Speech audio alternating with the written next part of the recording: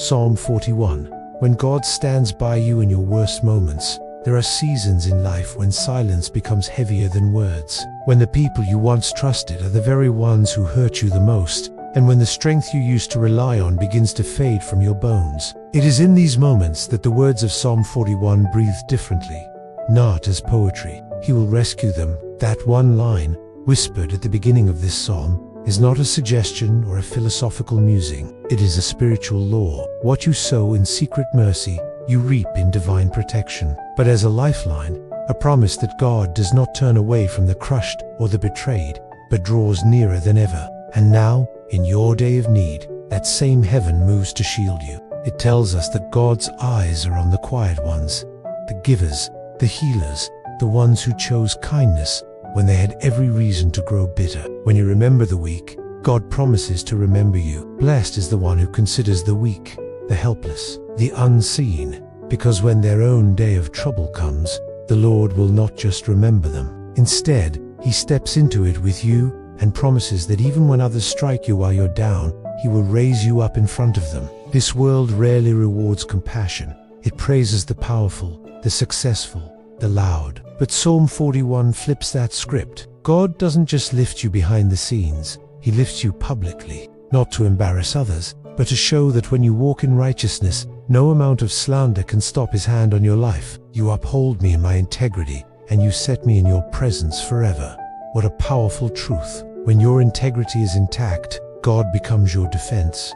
It's for those who chose mercy, who cared, who showed up, who stayed loyal when it cost them. And if that's you, this psalm is your promise. You don't have to chase rumors or defend your name in every room. God will do that for you. You may not see it yet, but that moment you stayed instead of walking away, that time you chose to forgive instead of retaliate, that day you helped someone who could never repay you, heaven recorded it. Psalm 41 says, "The Lord will protect him and keep him alive. He shall be called blessed upon the earth." These words aren't metaphorical, they are literal.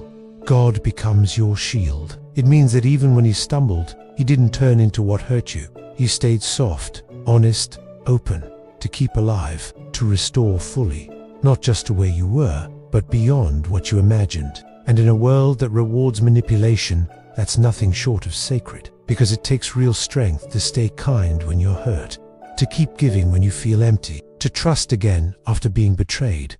That's spiritual muscle. That's heaven's kind of hero. He holds you up when others try to tear you down. But God sees you as beloved, blessed, protected. Let your name be mocked. None of it will stop what God is doing.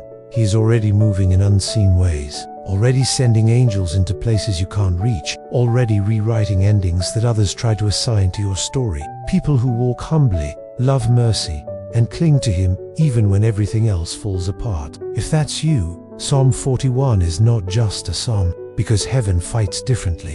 And in the end, truth always stands. It's a mirror, a message, a mantle. You are not your diagnosis. You are not your heartbreak. You are not your enemy's narrative, who sits with the broken and calls them blessed. He covers you when your reputation is under attack. He restores your name when Gossip tried to bury it. There's nothing casual about betrayal. Psalm 41 says, God will sustain you on your sickbed and restore you from your bed of illness. He's not a distant observer. He's an active healer. He holds your soul like a father holds a wounded child.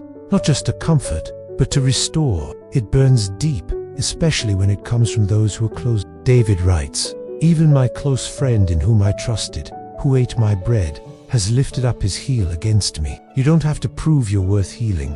Your mercy unlocked God's mercy. Your kindness echoed back into heaven, and now heaven is responding. If you've ever felt that sting, you're not alone. David did too. And more than that, Jesus quoted this very verse in John 13, referring to Judas. So when you feel betrayed, you're in sacred company. God knows the ache of betrayal intimately. He doesn't ask you to pretend it didn't happen. He doesn't ask you to ignore the pain. This is not about revenge. This is about restoration. David knew this. That's why he could pray. As for me, integrity doesn't mean you've never failed. It means your heart has stayed true. To God, to people, to your calling. Psalm 41 is not for the proud. It's not for those who crush others to get ahead. Maybe you're walking through sickness right now. Not just physical, but emotional, relational, spiritual. You don't have to earn this love. The world may label you by your pain. There goes the sick one, the forgotten one, the one who got betrayed. You are the one God chose to lift. Even now, in your weakness, you are strong in ways this world can't measure. God isn't looking for perfect people. He's looking for faithful ones. Let your enemies whisper. Let your body ache. You don't need to fix everything.